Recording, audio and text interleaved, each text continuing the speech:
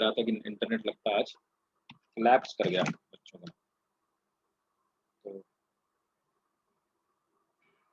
देखो हमने acquired immunity के साथ शुरू करा था और एक्टिव इम्यूनिटी और पैसिव इम्यूनिटी लिखना था। तो नोट कर लो, एक्टिव लिखा दिया, देखा एक्टिव इम्यूनिटी क्या होती है। एक्टिव इम्यूनिटी सर आपने बस लिखा था प्रोड्यूस्ड बाय सेल्फ, और पैसिव पैसिव में कुछ नहीं लिखा है सर। देखो नोट कर लो, passive immunity it is said to be passive, it is said to be passive when it is said to be passive when antibodies are produced, antibodies are produced in other organisms body, in other organisms body, and injected into a person, injected into a person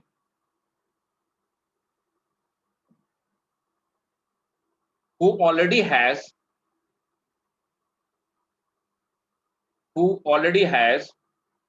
a potential antigen, who already has a potential antigen in his body.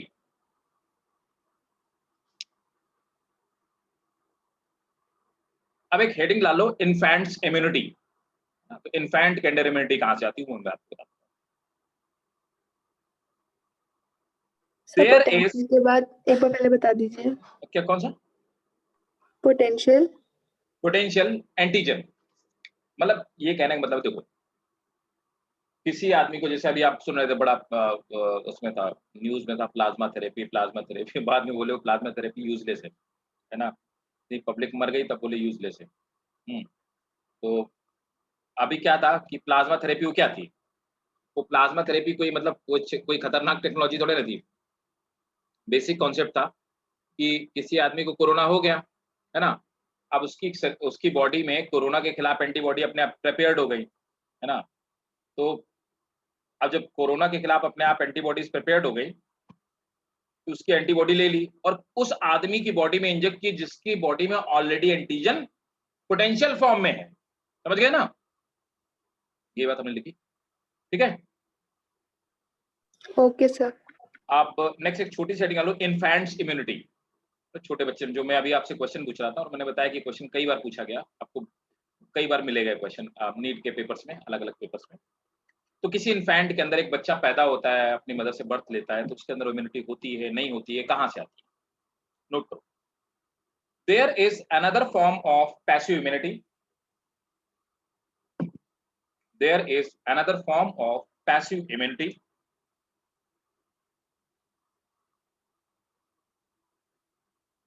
full stop. A newborn baby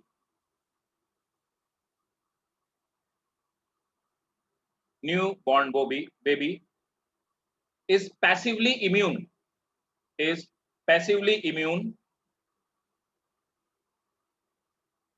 being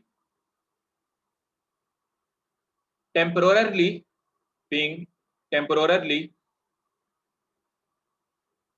protected from diseases by antibodies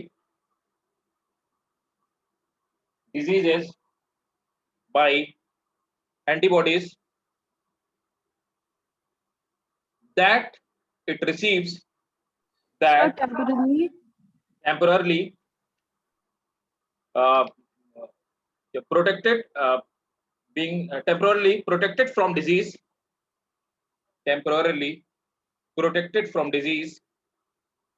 by antibodies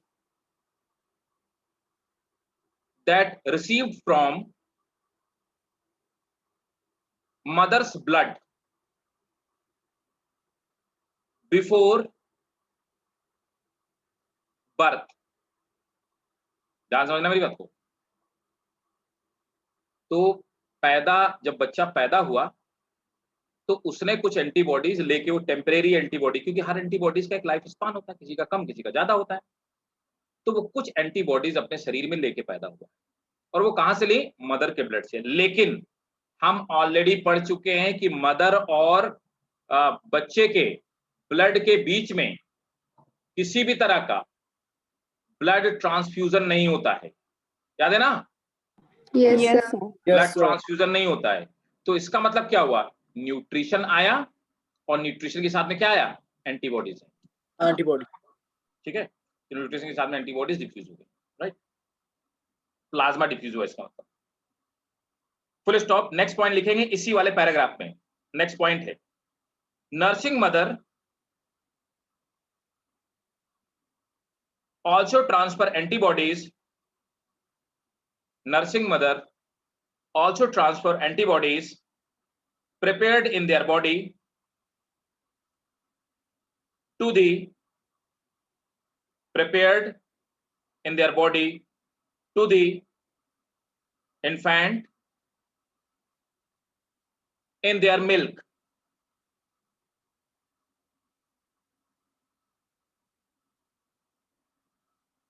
तो इसीलिए doctor कहता है, जो new mothers होती हैं, recently जिन्होंने अपने बच्चे को बर्थ दिया है, तो मदर डॉक्टर ये कहता है कि जो फर्स्ट फ्यू वीक्स जो क्या बोलते हैं, मिल्क सिक्रीट होता है मेमरी ग्लैंड से, उसको पिलाना कंपलसरी। उसको कहते क्या है? जो फर्स्ट फ्यू वीक तक जो मदर, नर्सिंग मदर जो तो मिल्क colostrum. हाँ, क्या कहते हैं बेटा? बोलो। Colostrum. बहुत बढ़िया, शाबाश। उसको कोलोस्ट्रम बोलते हैं। कोलोस्ट्रम क्या है? It comes out of the mammary gland of new mother, or the recently women which have become mother, and it is light yellow in color, and it's light yellow in color, and it's denser than normal milk, है ना? इसको colostrum कहते हैं। तो colostrum जो milk होता है, इसमें एंटीबॉडीज मिक्स होती है, ठीक है? After a few week infant own immune system start working. After a few weeks, infants own immune system starts working, and mother's antibodies are no longer needed.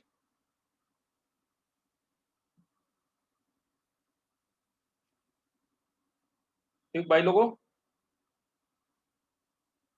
ठीक है, अच्छा। और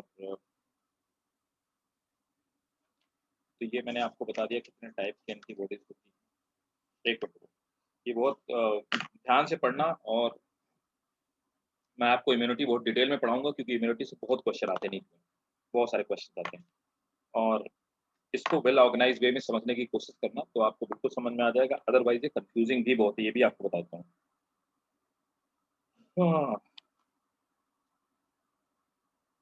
ठीक, तो मैंने टाइप्स ऑफ इम्यूनिटी आपको समझा दिया, और पहले आपको एक चीज और बता देता हूँ कि वैक्सीन क्या होती है और वैक्सीनेशन। एक छोटी सी हेडिंग और डाल लो, वैक्सीन, है ना?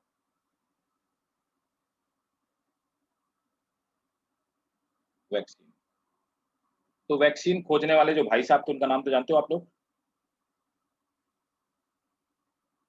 नहीं पता? Edward Jenner. देखो इनमें क्या है, इनकी नाम की स्पेलिंग में कहीं कहीं एडबर्ड लिखा है, कहीं कहीं एडवर्ड लिखा हुआ है।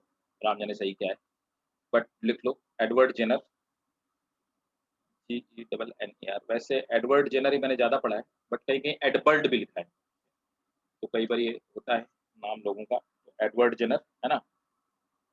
तो एडवर्ड जेनर साहब कौन थे? एक डॉक्टर थे, है ना? नोट कर लो। He was the person who first developed vaccine, and the first vaccine was against, इसके खिलाफ थी। हम वो डिजीज इरेडिकेट कर चुके हैं। अरे बोलो भाई। Small pox, which was against smallpox, or he tested his vaccine. He tested his vaccine on a 8-year healthy boy. 8-year healthy boy, James Phipp. आप कमाल की बात देखिए कि जिसके अंदर इन्होंने टेस्ट किया, वो 8 साल का एक लड़का था, जेम्स फिप, जिसके ऊपर ये वैक्सीन टेस्ट किया, और उन्होंने वैक्सीन टेस्ट करने की इजाजत उसकी मदर से ली थी, और उसकी मदर तैयार भी हो गई। ठीक है, तो ये वो जमाना था जब आप इंसानों में एक्सपेरिमेंट कर सकते थे। आज की डेट में भाई साहब आप इंसानों में एक्सपेरिमेंट नहीं कर सकते। इवन अगर आपको पता हो कि वो आदमी 10 मिनट बाद मर जाएगा, 20 मिनट बाद में, तो भी आप किसी भी चीज को टेस्ट नहीं कर सकते। That is unethical across the world. मैं आपको बता देता हूँ, ये मेडिकल इंटरनेशनल नॉर्म्स है। Humans are not experimental organism, you can not experiment anything on humans, जब तक वो सेफ फॉर ह्यूमंस वो सर्टिफाइड ना हो जाए। कोरोना के साथ भी इसीलिए लेट में वैक्सीन आई है ना। तो एक 8 साल का हेल्दी बच्चा था। तो मैं आपको बता देता हूँ कैसे वैक्सीन खोजी गई।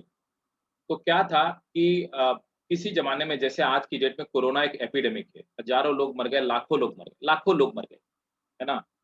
और इसी तरह से किसी जमाने में स्मॉल पॉक्स इसी तरह की एक बड़ी एपिडेमिक थी, उससे लाखों के नंबर में लोग मर गए, और माना जाता है कि यूरोप की तो जो पॉपुलेशन 1/3 हो गई, ऐसा माना जाता है।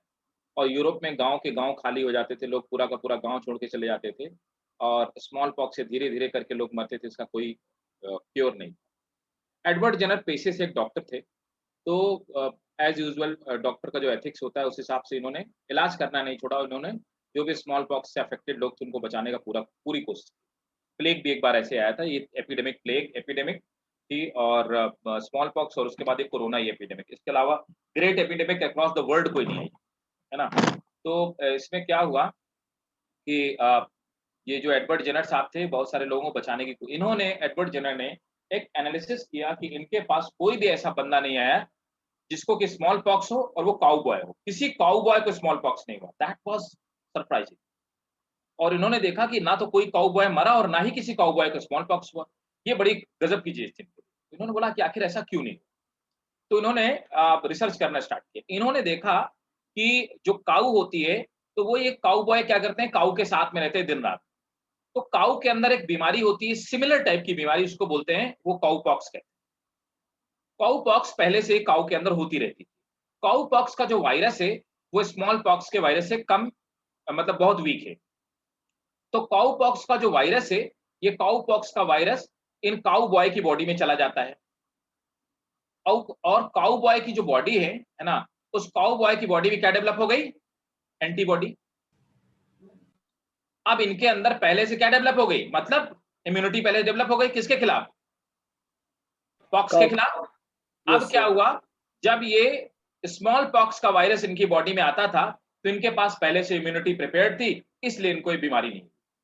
ये कंक्लूजन एडवर्ड जेनर को हो गया।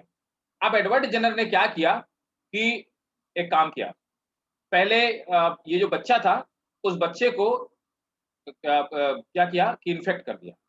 बच्चे को इन्फेक्ट करने के बाद क्या किया कि उसको वैक्सीन लगा दी। वैक्सीन उन्होंने पहले से प्रिपेयर कर दी, वैक्सीन लगा दी, और बच्चा ठीक हो गया। तो बच्चे के हाथ में उन्होंने इन्फेक्शन किया, तो पूरे हाथ में स्टार्ट हो गया उनका, बच्चे का पूरा हाथ यहाँ से खराब हो गया, और उसको फिर उन्होंने वैक्सीन लगाई तो बच्चा ठीक हो गया। उसके बाद फिर से क्या किया, फिर बच्चे में इन्फेक्शन डाला, है ना। दोबारा देखा कि बच्चे को इन्फेक्शन नहीं हुआ। ठीक है, और ये सब करने से पहले इन्होंने, ये जो जेम्स फिप था, इसकी मदर से इजाजत ली थी, परमिशन ली थी, और उस मदर ने अपने बच्चे को दे दिया कि आप एक्सपेरिमेंट करो इस लड़के पे, है ना। तो this was the all about the सारा नेल्म्स नाम था इसकी माँ का, है ना, इसने काम किया था। तो this was story behind the first vaccine. ठीक है, तो वैक्सीन समझ में आ गया। Yes sir. Yes, sir. Note करेंगे। The term vaccine was also given by Edward Jenner. The term vaccine was also given by Edward Jenner. तो ये थी छोटा सा इंट्रोडक्शन वैक्सीन का। वैक्सीन आपको पता है they are very very dead और वेरी वीक पैथोजेंस, है ना। अब आ जाते हैं भाई साहब defence mechanism of body, heading डालेंगे defence mechanism of body, defence mechanism of body against pathogen.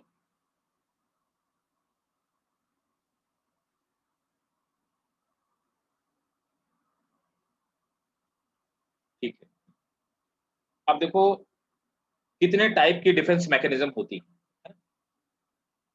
तो पैथोजन के खिलाफ हमारी बॉडी में कितने टाइप की डिफेंस मैकेनिज्म। तो हमने क्या किया, पहले डिफेंस मैकेनिज्म को दो पार्ट में डिवाइड किया। मेरी बात को ध्यान से समझिएगा और इसको पूरा नोट कर लेंगे। तो पहले हमने कहा कि non specific defence, non specific, sorry non specific, not more specific, non specific defence mechanism.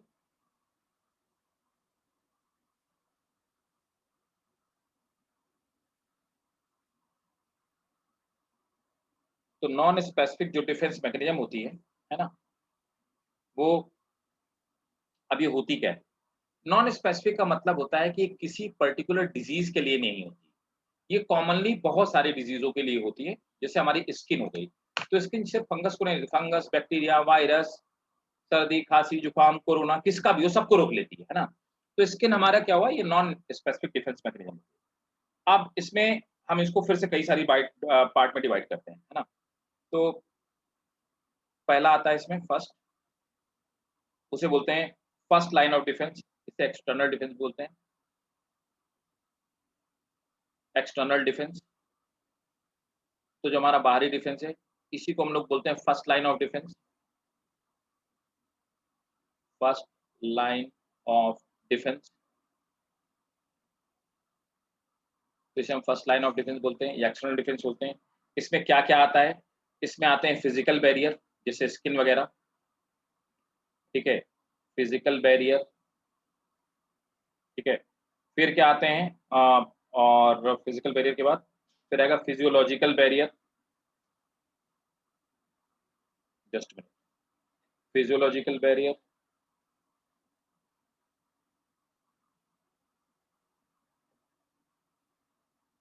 Physiological barrier है ना, फिजिकल बैरियर, फिजियोलॉजिकल बैरियर। और सेकंड नंबर पर आता है, सेकंड आता है ये हमारा B, that is internal defence mechanism. Internal defence,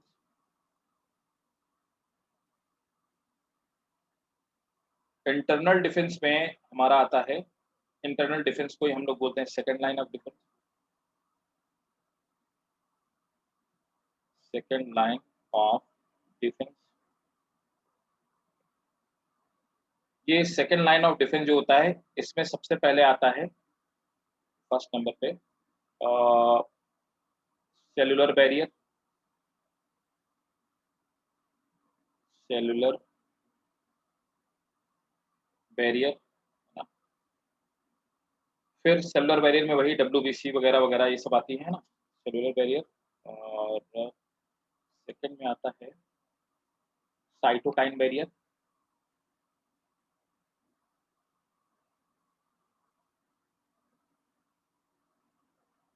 cellular barrier, cytokine barrier. और इसके बाद आता है स्पेसिफिक डिफेंस मैकेनिज्म, है ना। स्पेसिफिक डिफेंस मैकेनिज्म में आती है, चलो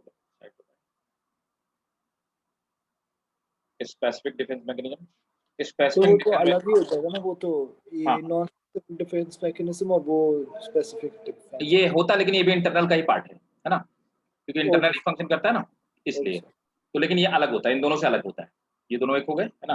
और ये स्पेसिफिक जो डिफेंस, ये हम लोग यहाँ पे बात करते हैं किसकी, एंटीबॉडी की, यहीं पे बात करते हैं, ठीक है, एंटीबॉडी। तो चाहे आप ऐसा करके लिख लो, इसको सी डाल दो, है ना, अलग डाल, ठीक है, स्पेसिफिक डिफेंस। तो आप ऐसे करके लोड कर लीजिए, फिर मैं एक एक करके आपको बताता जाता हूँ। तो ये इतने टाइप के डिफेंस हमारी बॉडी में होते हैं ना।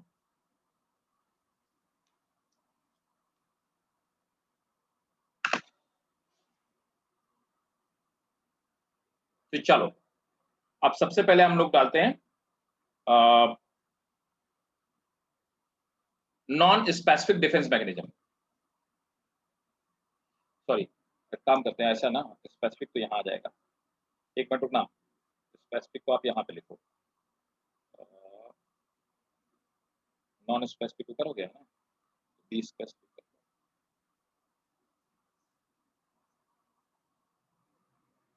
Second specific defence mechanism.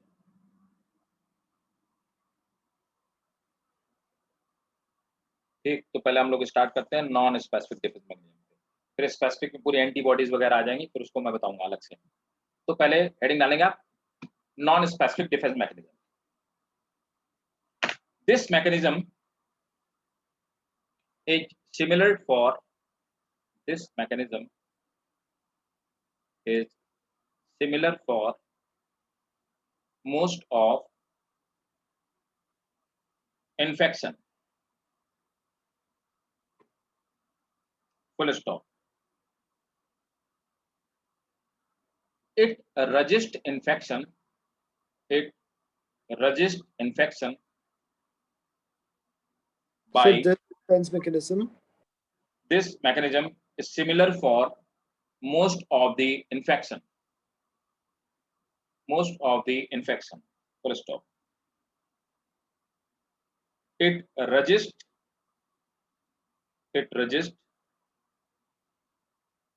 the infection by blocking, it resists the infection by blocking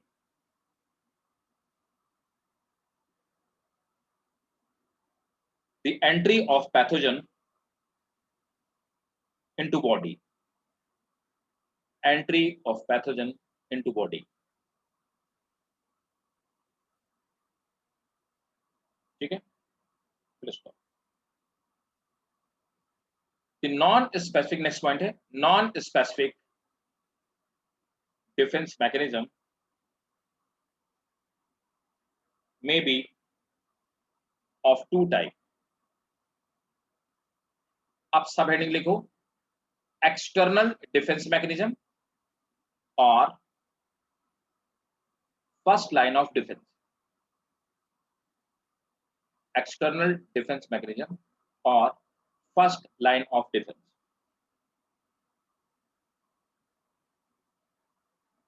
This defense mechanism comprises of physical and physiological barriers. Physical and physiological barriers. First, physical barrier. The physical barrier are made up of skin and mucous membrane. Skin and mucous membrane. इसी में लिखेंगे skin is made up of hard insoluble protein called skin is made up of hard insoluble protein called keratin,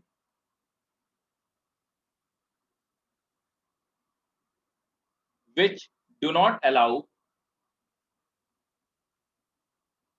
entry of bacteria,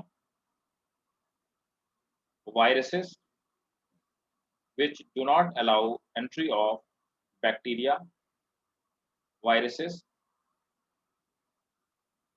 and other pathogen. Full stop.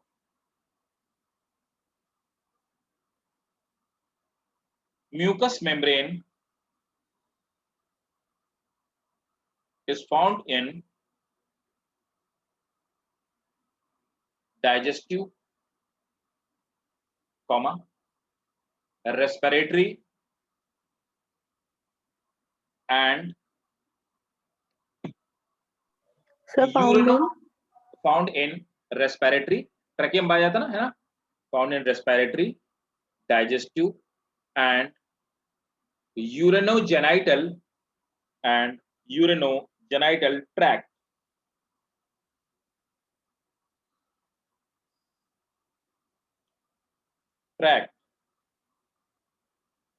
Which opens outside.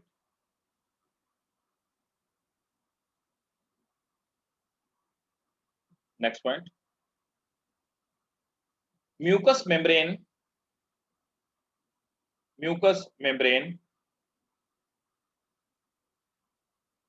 resist the penetration of mucous membrane resist the penetration of pathogen to tissues.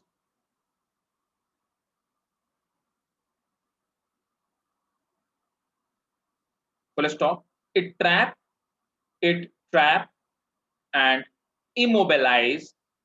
It trap and immobilize pathogen.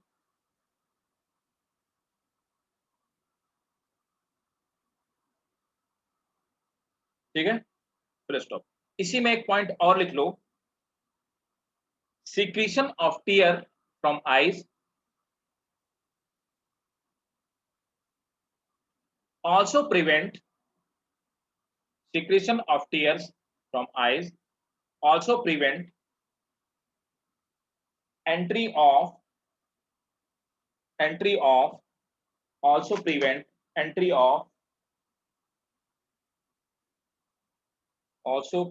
entry of microorganism. ठीक है. Next, physiological barrier.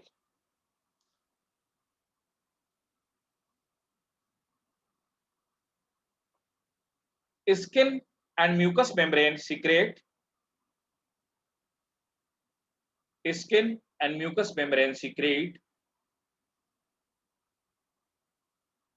certain chemical which dispose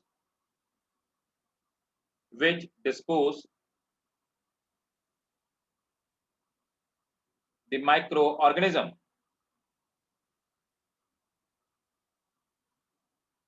so which Dispose the microorganisms.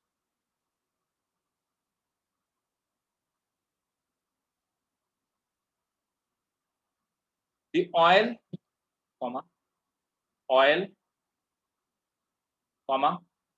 sweat gland,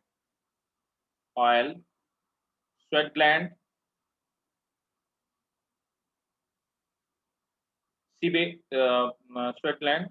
sebaceous gland,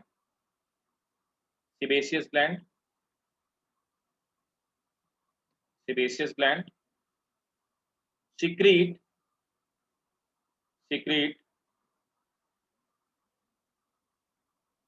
some acids.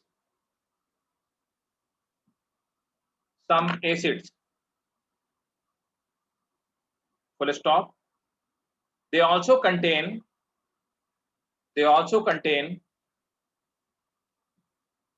lysozyme.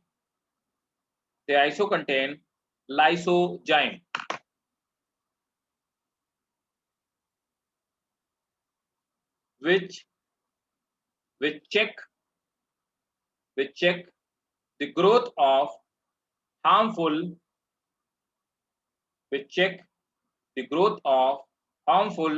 microbes.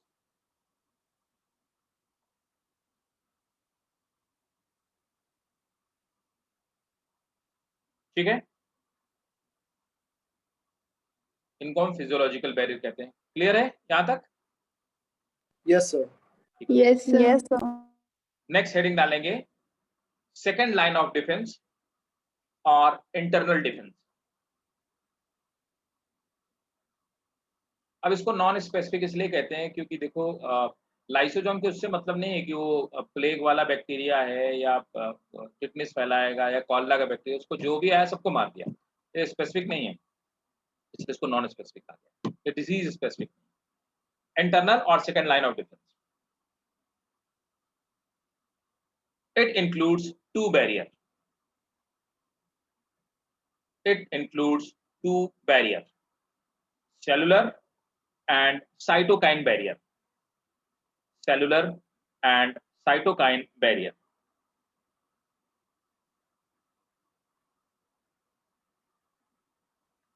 First सब heading डालेंगे ए, cellular barrier.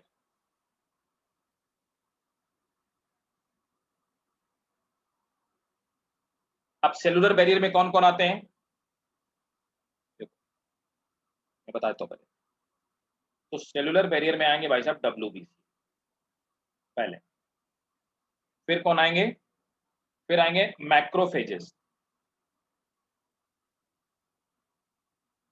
ये भी cell होती हैं जो liver में प्रोड्यूस होती हैं और ये खा जाती हैं हार्मफुल सब्सटेंसेस को और पैथोजेंस को खा जाती हैं, मैक्रोफेजेस। और वैसे ये मॉडिफाइड WBC ही होती हैं, मॉडिफाइड WBC, ठीक है। और तीसरी है inflammatory sales.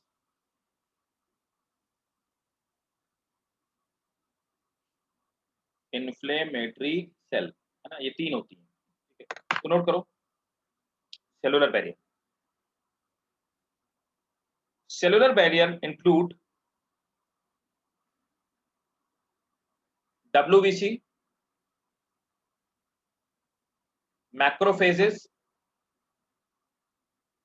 cellular barrier include WBC, macrophages and inflammatory cells।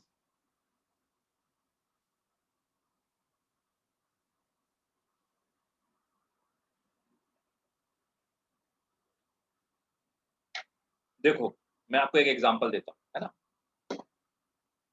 ये WBC क्या करती हैं, ये दो तरह से काम करती हैं। कुछ WBC एंटीबॉडी सिक्रीट करती हैं और कुछ जाकर के फैगोसाइटोसिस करती हैं, बैक्टीरिया को खा जाती हैं। मैक्रोफेजेस क्या है, macrophages they are also type of WBC, है ना, जो मॉडिफाइड WBC है, थोड़ी ज्यादा बड़ी साइज होती है और ये भी बैक्टीरिया वायरस इन सबको खाने का काम। इन्फ्लेमेटरी सेल क्या होती है, जब अटैक होता है तो वहां पे उनको जलन होती है और फीवर आ जाता है, ये इन्फ्लेमेटरी सेल का काम। तो केमिकल सिक्रीट करती है जिससे हमको एलर्जी होती है, उस या फिर रेड हो जाता है, फीवर आ जाता है। तो इससे करती क्या है, ये बैक्टीरिया की ग्रोथ को चेक करती है। कैसे, फीवर आ जाने से आयरन जो ब्लड में होता है उसका लेवल गिर जाता है। बैक्टीरिया को ग्रो करने के लिए आयरन चाहिए और ब्लड में आयरन का लेवल गिर गया, मतलब बैक्टीरिया की ग्रोथ चेक हो। हाई टेम्परेचर भी बैक्टीरिया को ग्रोथ को प्रिवेंट करता है, ठीक है। ये सब मैकेनिज्म है जिस मैकेनिज्म से क्या करती हैं कि बैक्टीरिया की ग्रोथ को चेक कर देती है। तो इस तरह से इन्फ्लेमेटरी सेल भी डिफेंस का काम करती है। तो क्या लिखा, हाँ, all these devices operate together, all these devices operate together to check the pathogen growth। अब इसी में लिखेंगे, नेक्स्ट पॉइंट है WBC और ल्यूकोसाइट्स, है ना। तो WBC को ल्यूकोसाइट करते हैं, डिटेल में हम लोगों ने 11th में पढ़ा है, WBC और ल्यूकोसाइट्स। WBC और leucocytes, their number increases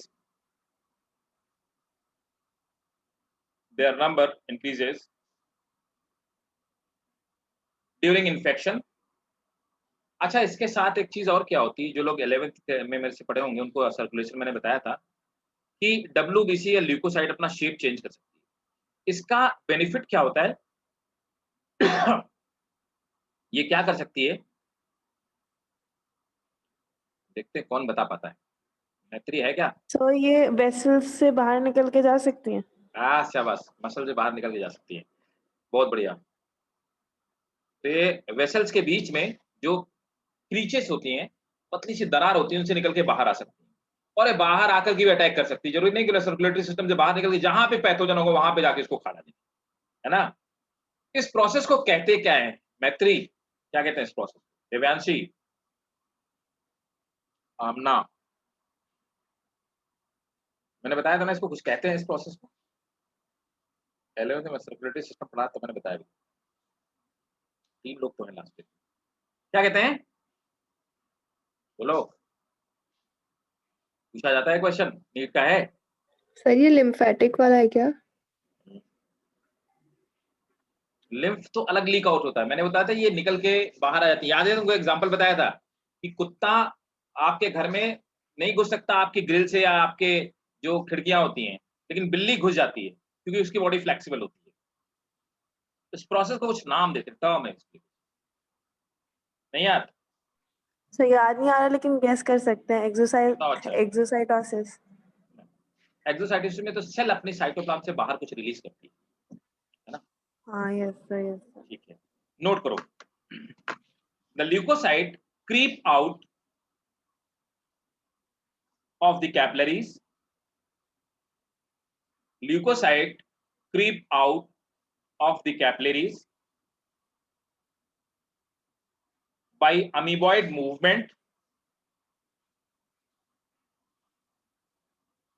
in intercellular spaces, by amoeboid movement in intercellular spaces, and the process is called diapedesis, and the process is called diapedesis, P-E-D-E-S-I-S, ठीक है, and the process is called diapedesis, ठीक है। इसको हम diapedesis कहते हैं, याद रखना, अंडरलाइन कर लो, diapedesis, है ना। Sir movement in intercellular spaces, ठीक। Next, macrophages, next paragraph, next point है, macrophages are large phagocytic cell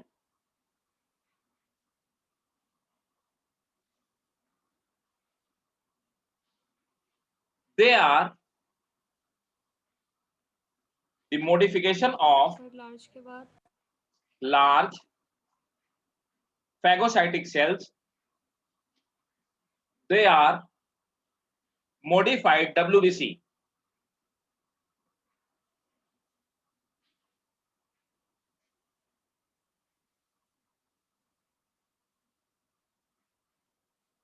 their function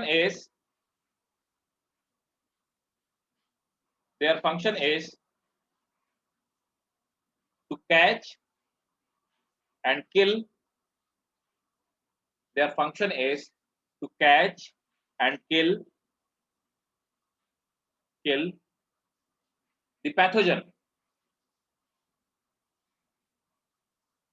They are found in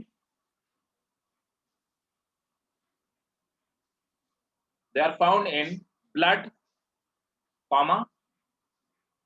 lymph capillary, spleen, liver, and bone marrow.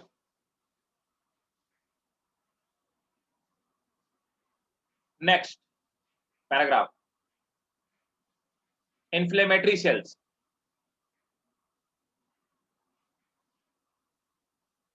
Inflammatory cells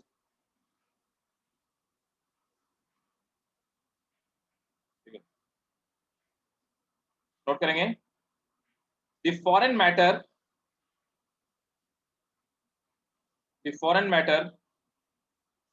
in wound produces toxic material. The foreign Foreign matter मतलब pathogen किसी भी तरह का, foreign matter in wound produces toxic material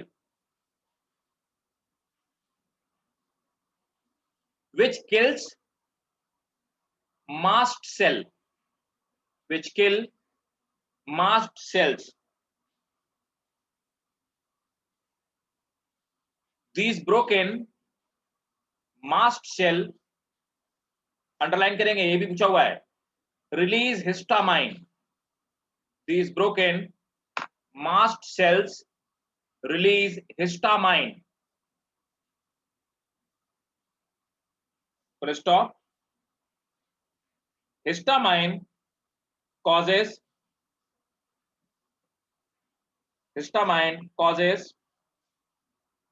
dilation of blood capillary, Causes. So causes. dilation of blood capillary, comma,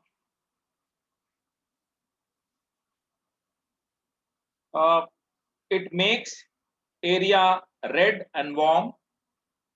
It makes area red and warm and also cause swelling and also causes swelling.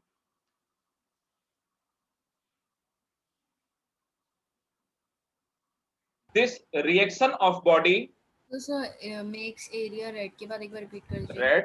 This also causes swelling. This also causes swelling.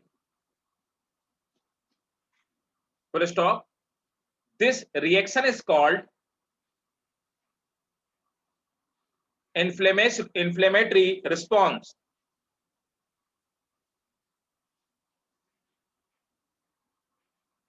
By this way, they check the growth of microorganism.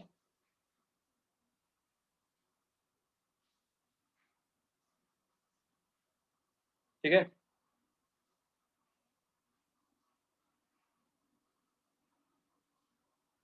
Clear भाई? Yes sir. ठीक. अच्छा, इसी में जो मैंने आपको cellular barrier लिखा है, इसी में एक जगह नोट करके लिखो, नीचे नोट, है ना? कोई कंफ्यूजन तो नहीं ना किसी को? कोई डाउट, कोई कंफ्यूजन तो नहीं ना? No sir. तो नीचे नोट करके लिखो, नोट. फीवर क्या है? फीवर नोट करो. Fever is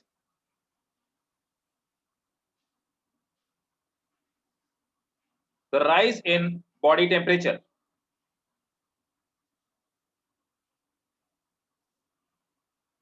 This may be, ये भी पूछा हुआ क्वेश्चन इसलिए मैं अलग से लिखा रहा हूं. This may be brought about by protein called endogenous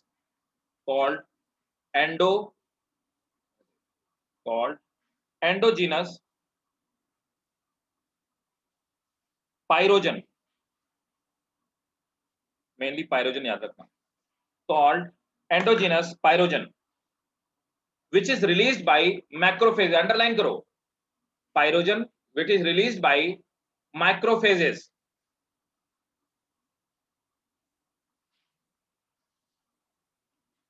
So released by microphages or macrophages? Macrophages. Macro. MACRO. Macro वाला. Macrophages. ठीक है. When sufficient amount of pyrogens reaches to brain,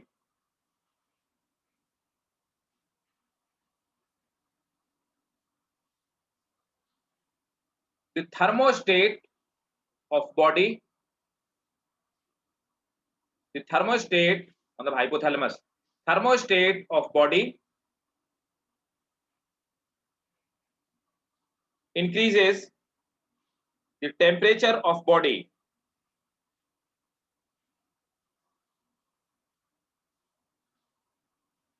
next point underline करोगे, बहुत important, इसी में note पे है।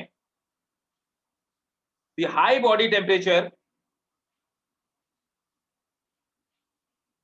reduces, मैं आपको बता रहा था, iron level in blood.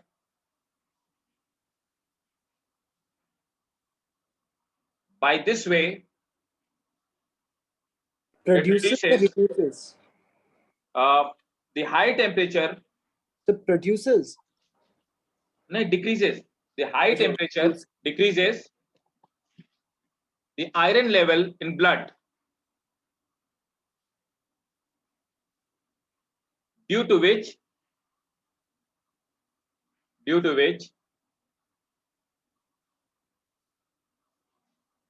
bacterial growth is reduced. Next subheading डालो, cytokine barrier. Due to which? Bacterial growth reduces. Cytokine barrier next है। अब साइटोकाइन बैरियर में क्या हुआ, एक सेल में इन्फेक्शन हुआ, मैंने कल लास्ट क्लास बताया था आपको, याद है ना? एक सेल में इन्फेक्शन हुआ, वो सेल तो इन्फेक्टेड हो गई, मर भी गई, मरने से पहले उसने एक केमिकल रिलीज कर दिया। वो केमिकल अगल बगल की 4 की सेल थी, उनकी बॉडी में जाती है, उनको एक्टिवेट कर देती है और उनकी प्लाज्मा मेम्ब्रेन को, ये जो वायरस जिसने इसको मारा है उसके लिए इम्यून बना देती है। तो वो उसको हम साइटोकाइन बैरियर बोलते हैं, जिसकी वजह से एक सेल तो मर गई लेकिन उसके आसपास की सेल में इम्यूनिटी डेवलप हो गई उस वायरस के खिलाफ। This is called cytokine. Clear है ना? ठीक, Yes, sir. Yes, sir. तो नोट करेंगे। It has no effect on microorganism. It has no effect on microorganism. ये ऑफेंसिव नहीं, defensive system. It have no effect on microorganism. Full stop. Cells invaded by virus. Cells invaded by virus.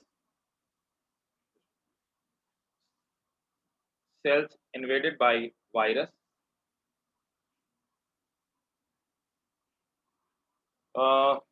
produces an antiviral protein called interferon, IFN, called interferon. Full stop. Antiviral. Protein called interferon. So It इसकी is spelling released. बता दीजिए। ये अच्छा, IFN लिखो, capital में IFN लिखो और लिखो इंटरफेरॉन, ऐसे सिंपल है, INTERFERON, interferon, INTERFORN, called interferon, IFN bracket में लिख लो।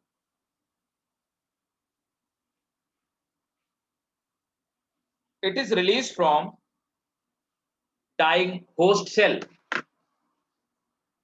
It is released from dying host cell.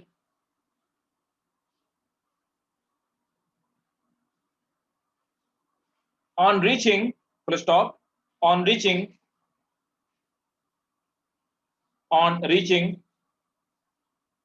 nearby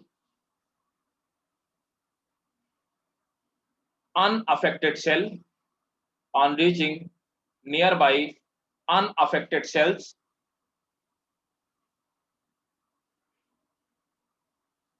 it makes them resistant to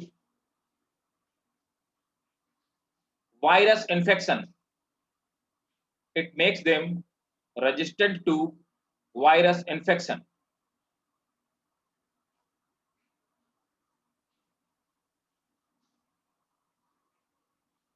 ठीक है?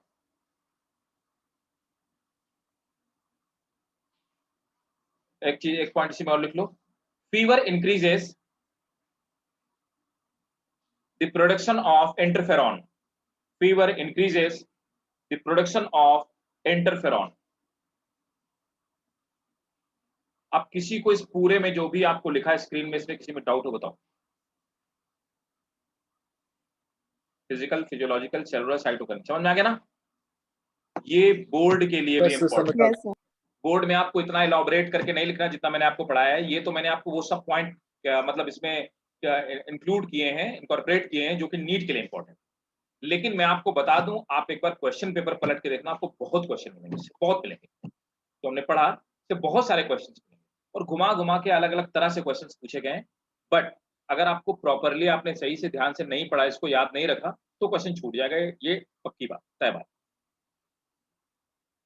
क्योंकि बोर्ड में जो आएगा वो बहुत वो पूछेंगे what is first line of defence, second line of defence. अगर तुमने लिख ही दिया कि बस टीचर ये देखेगा कि जितने सारी हेडिंग है ना, physiological, physical barrier, cellular, cytokinin, चारों टर्म है कि नहीं, और अगर इस चारों टर्म ये मिल गए, 6 टर्म सिर्फ उसको दिख गए, तो वैसे ही दे देगा नंबर पूरे पूरे, है ना?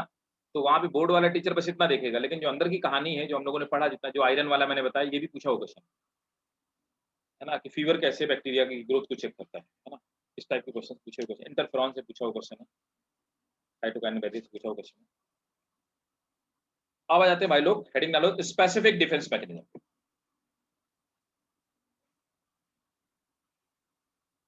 तो नेक्स्ट हेडिंग है स्पेसिफिक। स्पेसिफिक मतलब they will be specific for particular disease, है ना? तो this is often called immune system. इसी को हम लोग इम्यून सिस्टम बोलते हैं, specific defence mechanism.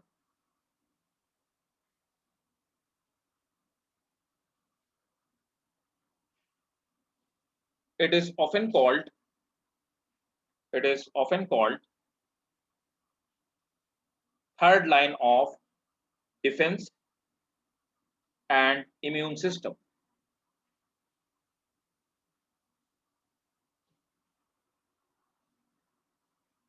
Full stop.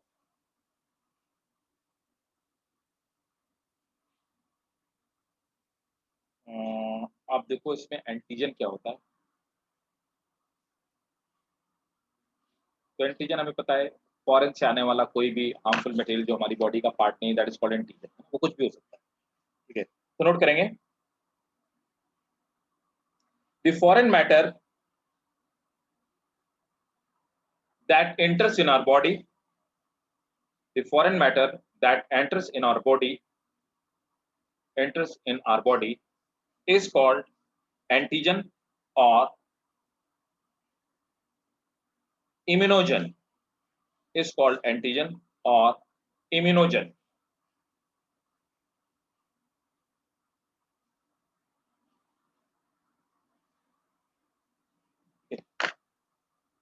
Each antibody, अच्छा एक मिनट रुकना, पहले ये भी तो बता दो एंटीबॉडी क्या होती है। इट स्टिमुलेट, इसी में लिखो इसका, it stimulate the immune system, it stimulate the immune system to produce protective chemical,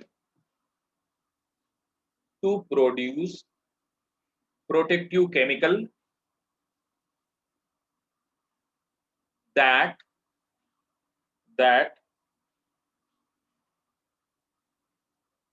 destroy antigen,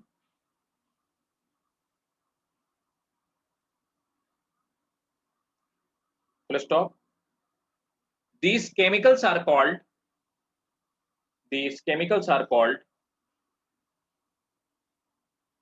antibodies.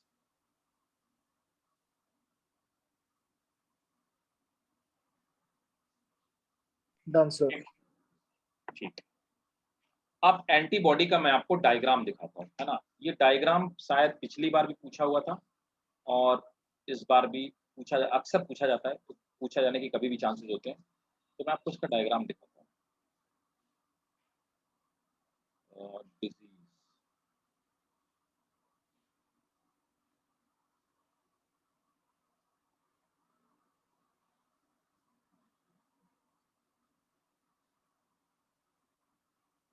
हाँ, ये रहा। बड़ा सिंपल सा डायग्राम है। एंटीबॉडी ऐसी दिखती है, इसको कार्टून डायग्राम बोलते हैं, ऐसी दिखती नहीं वैसे। देखो ये हैवी चेन से बनी हुई, तो हैवी को हो गया H2 है ना, ये दो हैवी चेन हो गई, एक ये हैवी चेन हो गई, दूसरी ये हैवी चेन हो गई। इसी तरह से ऊपर वाला जो लाइट चेन से बना है, तो दो लाइट चेन से बना है, इसलिए ये हो गई L2 है ना, ये हो गई L1, तो ये H1 H2 और L1 और L2 है ना। तो यहाँ पर दो हैवी चेन और दो लाइट चेन हो गई, इसीलिए इसको क्या कहा जाता है, इसको H2L2 भी कहा जाता है ना? H2L2, दो हैवी चेन और दो लाइट चेन से। तो अब देखो लाइट क्या चेन होता है, चार नहीं हो रही? हाँ 4 नहीं होती, 2 ही लाइट, होती है। हाँ, अच्छा ऊपर वो से उससे आप साइड्स वाली सिर्फ लाइट चेन है। वो ऐसा दिखाई दे रहा है, ठीक है ना। देखो मैं ओके बताता हूँ, ये वाला ब्लू ही होगा, ये वाला जो ओके सर, ये ब्लू ओके। होगा। ये कार्टून डायग्राम एक्चुअली ऐसा होता नहीं है ना। अच्छा ऊपर वाला देखो, ये वेरिएबल पोर्शन होता है और नीचे वाला जो पोर्शन ये कांस्टेंट पोर्शन होता है, ये फिक्स रहता है। ऊपर वाला एक्चुअली क्या करता है, एंटीजन यहाँ पे आके चिपक, ये यहाँ पे एंटीजन को चिपका देते हैं और मार देते हैं, ठीक है। तो इसीलिए जो ऊपर वाला इसका पार्ट होता है, इस वाले पार्ट को हम लोग बोलते हैं antigen binding site. Antigen binding site इसको बोलते हैं, एंटीजन बाइंडिंग साइट। और इनके बीच में यहाँ पे ये देखो डाइसल्फाइड बॉन्ड, ये जो है ना, ये डाइसल्फाइड बॉन्ड होते हैं, आपस में डाइसल्फाइड बॉन्ड, ठीक है। तो ये एक प्रोटीन से बना होता है, ऊपर वाला एक प्रोटीन से बना होता है, ठीक है। और ये वेरिएबल पोर्शन होता है, मतलब ये एंटीबॉडी टू एंटीबॉडी चेंज होता रहता है। और दैट्स इट, तो इस तरह का दिखाई देता है, तो नोट करेंगे। Each antibody has 4 peptide chains. Each antibody has 4 peptide chain. 2 small or light chain, 2 small or light chain, and 2 large or heavy chain. 2 small or light chain and 2 large or heavy chain. Therefore, it is also represented. Therefore, it is also represented as H2L2.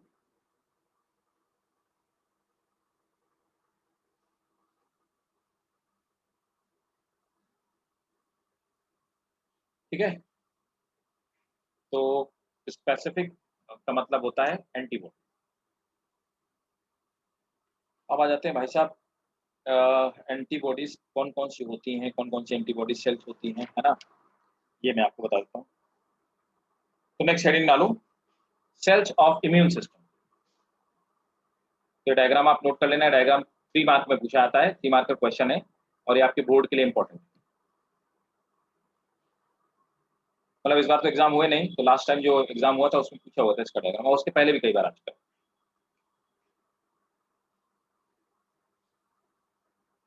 तो ये specific को मैंने कहा कि specific immune system को हम लोग क्या बोलते हैं, स्पेसिफिक जो डिफेंस मैकेनिज्म है, इसी को थर्ड लाइन बोलते हैं और इसी को हम लोग बोलते हैं इम्यून सिस्टम। तो हेडिंग डालेंगे सेल्स ऑफ इम्यून सिस्टम। अब इम्यून सिस्टम में कौन कौन सी सेल्स हैं जो हेल्प करती हैं, तो नोट करेंगे। लिम्फोसाइट्स आर, तो लिम्फोसाइट भी एक WBC का टाइप है। Lymphocytes are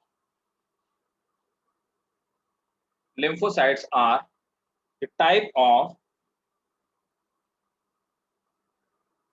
of WBC.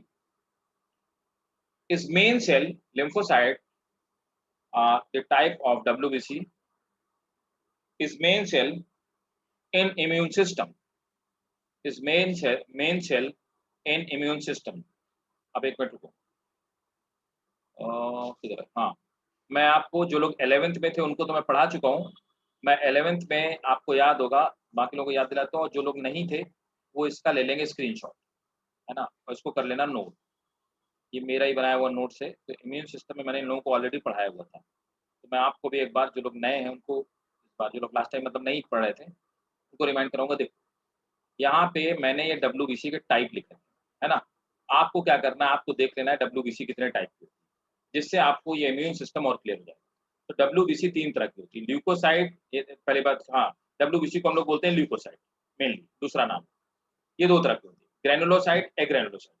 Granulocyte वो होती हैं जिनके प्रोटोप्लाज्मिक ग्रैन्यूल्स पाए जाते हैं। ये इसका पार्ट नहीं, लेकिन इसको समझने के लिए, इम्यून सिस्टम को अच्छे समझने के लिए ये बहुत ज़रूरी है। और ये सर्कुलेटरी सिस्टम में मैंने पढ़ाया हुआ था लास्ट ईयर, और ये बहुत इंपॉर्टेंट है। इससे भी डायरेक्टली क्वेश्चन आ जाते हैं, ध्यान समझो। ग्रैनुलोसाइट वो होते हैं जिनको प्रोटोप्लाज्मिक छोटे-छोटे ग्रैन्यूल्स पाए जाते हैं, एग्रैनुलोसाइट में ग्रैन्यूल्स नहीं पाए जाते। अब इनका लाइफ स्पैन 4 टू 5 डेज होता है। एग्रैनुलोसाइट को फर्दर 2 पार्ट में डिवाइड किया, लिम्फोसाइट और मोनोसाइट। अब ये जो लिम्फोसाइट होती हैं, दे में बी बी और टी लिम्फोसाइट, ये 2 तरह की हो सकती हैं। तो बी लिम्फोसाइट और टी लिम्फोसाइट। बी लिम्फोसाइट इनको क्या बोलते हैं, है ना, ये ये बेसल ऑर्गन में बनती है, मतलब मेनली लीवर में बनती है। और टी लिम्फोसाइट जो होती हैं, ये थाइमस ग्लैंड में बनती है। इसी यही कारण है बी और टी इनका नाम देने का। देखो, नॉन मोटाइल है, नॉन फैगोसिटिक है, मतलब खाती नहीं किसी भी ऑर्गेनिज्म को, किसी भी माइक्रो ऑर्गेनिज्म को। ये एंटीबॉडी प्रोड्यूस करने का काम करती हैं, माइक्रोब को डिस्ट्रॉय करने का काम करती हैं, टॉक्सिन्स और ट्यूमर सेल, कैंसर सेल को। ये पूछा हुआ क्वेश्चन है, बता रहा हूँ ना मैं, ये पूछा हुआ क्वेश्चन है कई बार, ट्यूमर सेल को कौन मारता है? अगर वो नॉन फैगोसिटिक होती है तो फिर वो डिस्ट्रॉय कैसे करती है? ये बेटा अब क्या बोलते हैं, एंटीबॉडी प्रोड्यूस करती है ना, तो ये एंटीबॉडी से डिस्ट्रॉय करती है। Okay sir, okay. सबको मारने का अलग अलग तरीका है। देखो, WBC को मैं बड़े बेसिक वे में आपको बता रहा हूँ। WBC को पैथोजन मारने का 2 तरीके, फाइट करने के 2 तरीके हैं। इनके पास 2 तरह के सोल्जर हैं। इन दोनों दिखने में दोनों एक ही जैसे हैं। एक क्या करते हैं, उन्होंने जहां भी देखा इसके ब्लड के अंदर, ब्लड के बाहर, टिश्यूज के बीच में जहां भी देखा पैथोजन, वहां गए, उसको खाया और मर गए। सुसाइड बॉम्बर की तरह काम करते, उसको खा लिया और खुद भी मर गए। तो जैसे कई बार वुंड हो जाता है, तो वुंड के आसपास जो पस होती है ना, ये WBC सेल्स हैं जो बैक्टीरिया को खा के मर गई, तो उनको हम लोग बोलते हैं फैगोसाइट। तो फैगोसाइटिक हो गया। दूसरी होती है नॉन फैगोसाइटिक या सीक्रेटरी सेल्स। वो क्या करती हैं, वो खाती वाती नहीं है। उन्होंने देखा कि बैक्टीरिया का अटैक हुआ, उन्होंने अपनी बॉडी के अंदर से एक प्रोटीन रिलीज करना स्टार्ट हो गया, पूरे ब्लड में घुल गया प्रोटीन। तो जो प्रोटीन पूरे ब्लड में घुल गया, उसको हम लोग एंटीबॉडीज बोलते हैं। और जहां जहां एंटीबॉडी के टच में कोई भी बैक्टीरिया, वायरस आएगा, उसको मार देंगे। ठीक है, तो 2 अलग अलग इनके मारने के तरीके हैं। मारती दोनों है, दोनों का अपना तरीका अलग है। अब समझ में आया? Yes sir. तो अगर मैं कहूं वो फैगोसाइटिक है, तो समझ लेना उसको खा के मर जाएगी। अगर बोलूं नॉन फैगोसाइटिक है, तो समझ लेना क्या करेगी, एंटीबॉडी सीखेगी। एंटीबॉडीज। क्लियर? Yes sir. तो ये लिम्फोसाइट कौन है, नॉन फैगोसाइटिक है। Life span few days to years, कुछ दिन से लेकर सालों तक हो सकती है। दूसरी होती है मोनोसाइट, ये लार्जेस्ट WBC है। मोटाइल होती है, फैगोसाइटिक हो, engulf bacteria cells and debris. 10 से 12 घंटे इनका लाइफ स्पैन होता है। ग्रैनुलोसाइट 3 तरह की होती है, इओसिनोफिल, बेसोफिल और neutrophils. Increases in allergy, asthma, hay fever, help to destroy blood clot, blood clot को खत्म करने का काम करती है। नॉन फैगोसिटिक होती है, similar like lysosome and destroy protista. ठीक है। Basophils, they release heparin, secretin, histamine, least in count. Mast cell, अभी जो मैं बता रहा था। Neutrophil, mast, sorry, they are most numerous. तो यहाँ पे क्या होता है, ये जो अभी हमने बताया था हिस्टामाइन, तो हिस्टामाइन कहाँ सीक्रेट होता है, मास्ट सेल से। तो बेसोफिल क्या है, मास्ट सेल। Mast cell. ठीक है ना। Neutrophils, most numerous of WBC, 60 to 65%। ये भी पूछा हुआ क्वेश्चन है, लीस्ट और मोस्ट वाला पूछा हुआ question. Eat harmful germs and that's why they are phagocytic. तो इतने टाइप की WBC होती है। क्लियर है? इसको अलग Yes. से नोट कर लेना कहीं, यहाँ पे मानो यहीं पे नोट कर लेना, कोई दिक्कत वाली बात है ना। ठीक, तो अब मैं फिर से आ जाता हूं कहां पे, अब मैं आपको बता रहा था sales of immune system.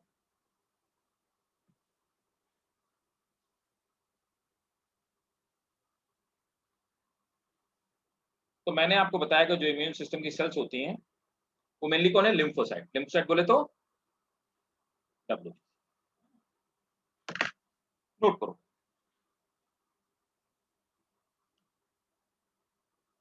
Some of them differentiate into busral tissues। अब ये क्या होता है, some of them differentiate into busral tissues। कौन आते हैं busral tissues में, टॉन्सिल, याद आया? पेयर्स पैचेस कहाँ पाए जाते हैं बेटा? सर इंटेस्टाइन में। वेरी गुड, पेयर्स पैचेस है ना, पेयर्स पैचेस। अपेंडिक्स, इनको हम लोग बोलते हैं बुसरल टिश्यूज या बुसरल ऑर्गन, जिनमें बुसरल टिश्यूज पाए जाते हैं। तो मैंने आपको लिखा है some of them undergo differentiation in buccal tissues and are called B lymphocyte and are called B lymphocyte.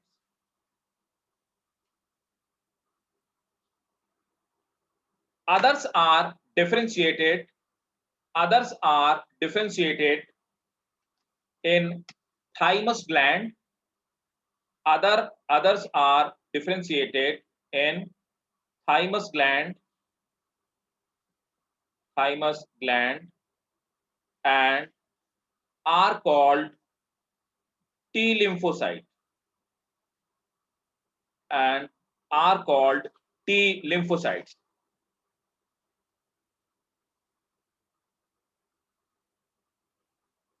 इसी में लिखेंगे both B and T lymphocyte forms AMIS.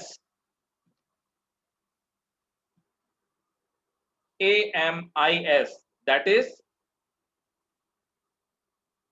antibody mediated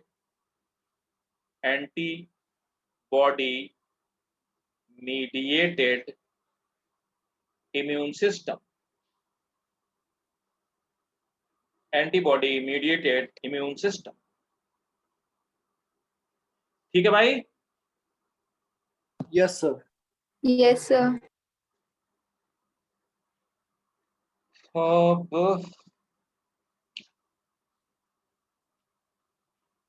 record करता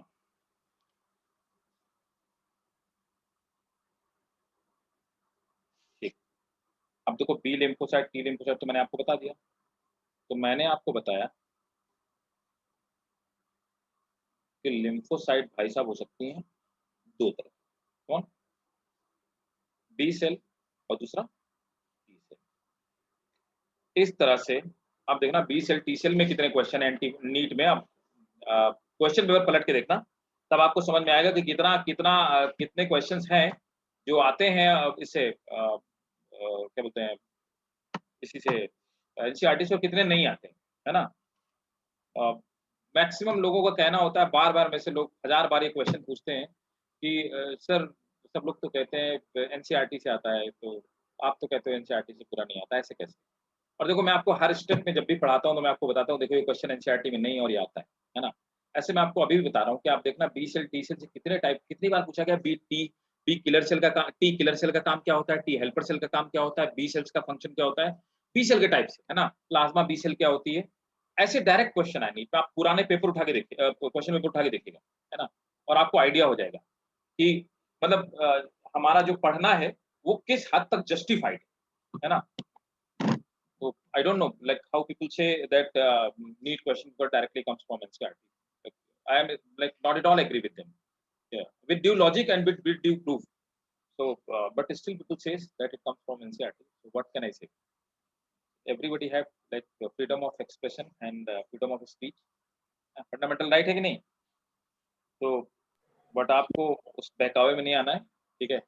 आपको समझते हैं ना कि एक हम लोग एक स्लैंग बोलते हैं ना कि प्रत्यक्षम किम प्रमाणम, है ना। तो अगर आपको जो आपके सामने है उसको प्रूफ की जरूरत नहीं है। आप क्वेश्चन, मैं आपसे ये कहता हूँ कि डोंट बिलीव ऑन मी और don't believe on anyone, just go and do the reverse engineering. आप क्वेश्चन पेपर चेक कीजिए and let explore yourself what have been asked, how much question have been asked from a particular chapter, and what kind of the question has been asked, are they in NCERT or not in NCERT.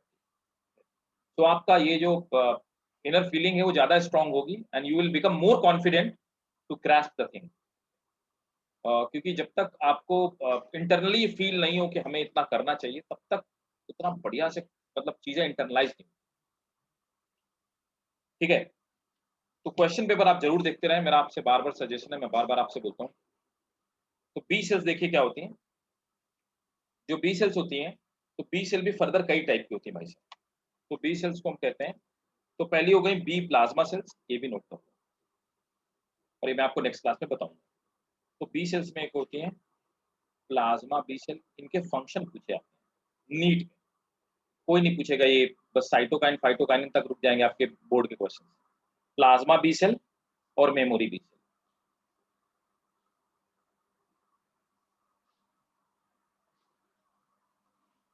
और T cells, T cells में भी आप देखिए killer T cell,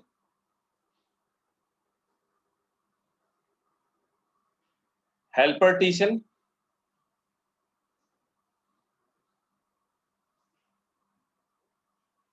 और तीसरी होती है memory killer T cell, helper T cell, memory T cell.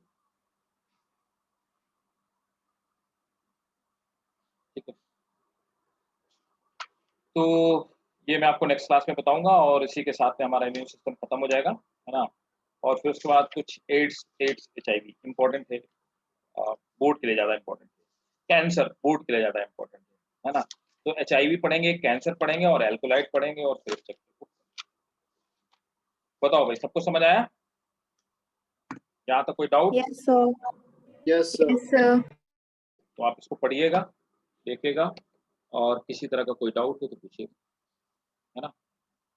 Okay sir, thank you. ठीक है, okay sir, thank you sir. Yes, welcome thank you. Thank you sir. Welcome बेटा, बाय, टेक केयर, वेलकम।